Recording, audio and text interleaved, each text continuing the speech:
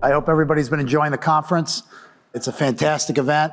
Lots of great companies, a couple thousand people here, and so really, really terrific. And obviously, a real highlight and a real privilege to have Jensen, the president and CEO of Nvidia here. Since you founded Nvidia in 1993, you've pioneered accelerating computing. The company's invention of the GPU in 1999 sparked the growth of the PC gaming market, redefining computers and igniting the era of modern AI. Jensen holds a BSE degree from Oregon State University and an MSE degree from Stanford. And so I want to start by welcoming you, Jensen. Everybody please welcome Jensen to the stage. Thank you. Thank you. Thank you. 31 years ago, you founded the company.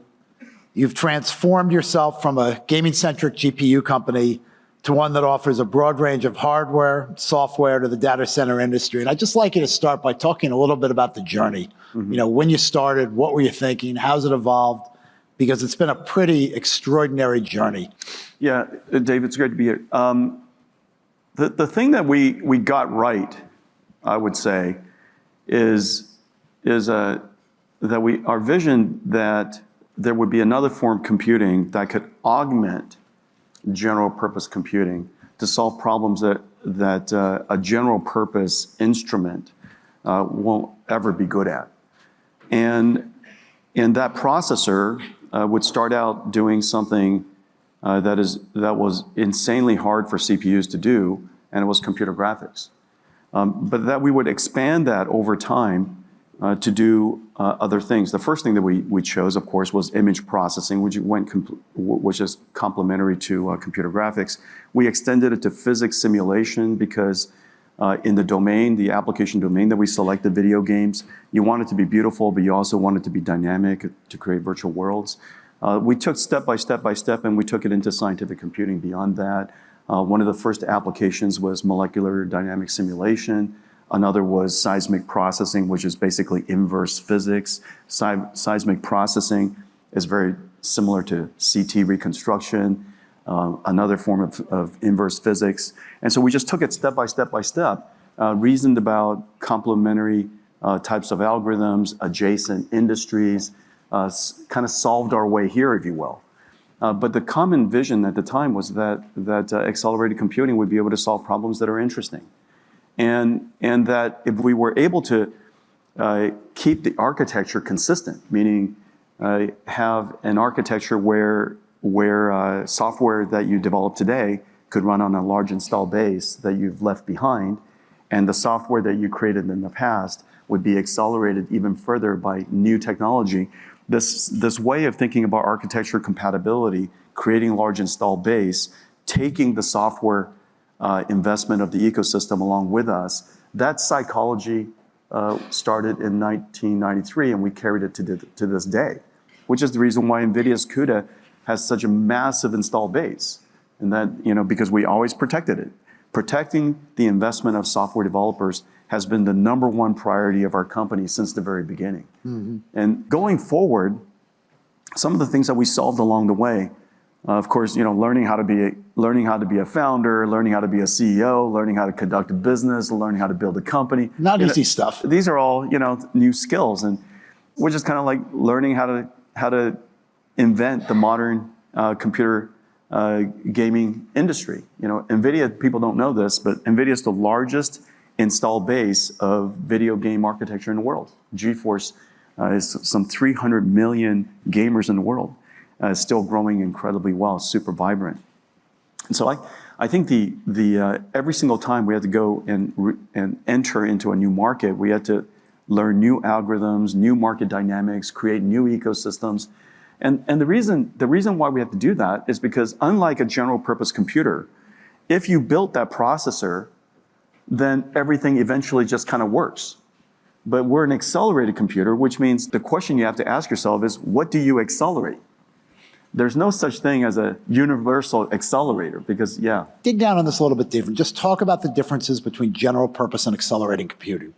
If you look at software, out of your body of software that you wrote, there's a part of the software inside which has some of the magic kernels, the magic algorithms. And these algorithms are different depending on whether it's computer graphics or image processing or whatever it happens to be. It could be fluids, it could be particles, it could be inverse physics, as I mentioned, it could be image domain type stuff. And so all these different algorithms are different. And if you created a processor that is somehow really, really good at those algorithms, and you complement the CPU where the CPU does, whatever it's good at, then theoretically you could take an application and speed it up tremendously. And the reason for that is because usually some 5-10% of the code represents 99.999% of the runtime. Mm-hmm. And so if you take that 5% of the code and you offloaded it on our accelerator, then technically you should be able to speed up the application 100 times. Mm-hmm. And it's not abnormal that we do that. It's not unusual. And so we'll speed up image processing by 500 times. And now we do data processing. Data processing is one of my favorite applications because almost everything related to machine learning, which is a data-driven way of doing software, data processing is involved. And we accelerate the living daylights out of that. But in order to do that, you have to create that library. And so we just did it one domain after another domain after another domain. We have a rich library for self-driving cars. We have a fantastic library for robotics. Incredible library for virtual screening, whether it's physics-based virtual screening or neural network-based virtual screening. Incredible library for climate tech. Mm-hmm. And so one domain after another domain. And so we have to go meet friends and create the market. And so what NVIDIA is really good at, as it turns out, is creating new markets. And we've done it for now so long that it seems like NVIDIA's accelerated computing is everywhere. Yeah. But we really had to do it one at a time, one industry at a time. Yeah. So I know that many investors in the audience are super focused on the data center market, and it would be interesting to kind of get your perspective, the company's perspective on the medium and long-term, opportunity set. Obviously your industry is enabling, your term, the next industrial revolution. What are the challenges the industry faces? Talk a little bit about how you view, the data center market as we sit here today. These giant data centers are super inefficient because it's filled with air, and air is a lousy conductor of electricity. And so what we want to do is take that few, call it 50, 100, 200 megawatt data center, which is sprawling, and you densify it into a really, really small data center. And so if you look at one of our server racks, NVIDIA server racks look expensive, and it could be a couple of $1 million per rack, but it replaces thousands of nodes.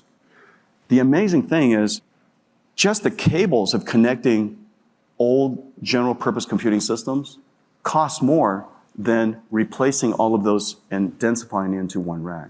The benefit of densifying also is now that you've densified it, you can liquid cool it, because it's hard to liquid cool a data center that's very large, but you can liquid cool the data center that's very small.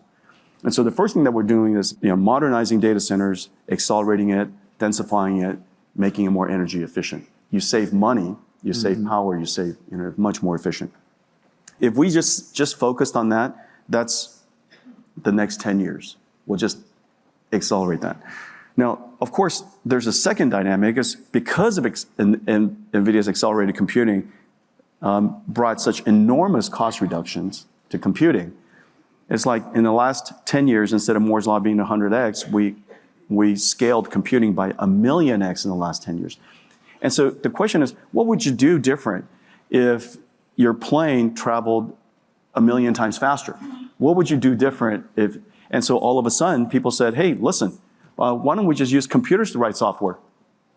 Instead of us trying to figure out what the features are, instead of us trying to figure out what the algorithms are, we'll just give the data, all the predictive data to the computer and let it figure out what the algorithm is. Machine learning, generative AI. And so we did it in such large scale on so many different data domains that now computers understand not just how to process the data, but the meaning of the data. And because it understands multiple modalities at the same time, it can translate data. And so it can go from English to images, images to English, English to proteins, proteins to chemicals. And so because it understood all of the data at one time, it can now do all this translation we call generative AI. Large amount of text into small amount of text, small amount of text into large amount of text, and so on and so forth. We're now in this computer revolution. And now what's amazing is, so the first $1 trillion of data centers is going to get accelerated. It invented this new type of software called generative AI. This generative AI is not just a tool, it is a skill. And so this is the interesting thing. This is why a new industry has been created. And the reason for that is, if you look at the whole IT industry up until now, we've been making instruments and tools that people use. For the very first time, we're going to create skills that augment people. And so that's why people think that AI is going to expand beyond the $1 trillion of data centers in IT and into the world of skills. So what's a skill? A digital chauffeur is a skill. Autonomous, a digital assembly line worker, robot. A digital customer service chatbot, digital employee for planning Nvidia supply chain. We use a lot of service now in our companies, and we have digital, employee service. And so now we have all these digital humans, essentially. And that's the wave of AI that we're in now. So step back, shift a little based on everything you just said. There's definitely an ongoing debate in financial markets as to whether or not, as we continue to build this AI infrastructure, there is an adequate return on investment. Yeah. How would you assess customer ROI at this point in the cycle? And if you look back and you kind of think about, PCs, cloud computing, when they were at similar points in their adoption cycles, how did the ROIs, look then compared to where we are now as we continue to scale? Yeah, so let's take a look. Before cloud, the major trend was virtualization, if you guys remember that. And virtualization basically says, let's take all of the hardware we have in the data center, let's virtualize it into essentially virtual data center, and then we could move workload across the data center instead of associating it directly to a particular computer. As a result, the tendency and the utilization of that data center improved. And we saw essentially a 2 to 1, 2.5 to 1, if you will, cost reduction in data centers overnight, virtualization. The second thing that we then said was, after we virtualized it, we put that those virtual computers right into the cloud. As a result, multiple companies, not just one company's many applications, multiple companies can share the same resource. Another cost reduction. The utilization again went up. By the way, this last 10 years of all of this stuff, 15 years of all this stuff happening, masked the fundamental dynamic which was happening underneath, which is Moore's Law ending. We found a 2x, another 2x in cost reduction, and it hid the end of the transistor scaling. It hid the transistor, the CPU scaling. And then all of a sudden, we already got the utilization cost reductions out of both of these things. We're now out. Mm-hmm. And that's the reason why we see data center and computing inflation happening right now. And so the first thing that's happening is accelerated computing. And so it's not uncommon for you to take your data processing work, and there's this thing called Spark. Anyone of you, Spark is probably the most used data processing engine in the world today. If you use Spark and you accelerate it with Nvidia in the cloud, it's not unusual to see a 20 to 1 speed up. And so you're going to save 10, and you pay, of course, you got the Nvidia GPU augments the CPU, so the computing cost goes up a little bit. Maybe it doubles, but you reduce the computing time by about 20 times. And so you get a 10x savings. Sure. And it's not unusual to see this kind of ROI for accelerated computing. So I would encourage all of you, everything that you can accelerate to accelerate, and then once you accelerate it,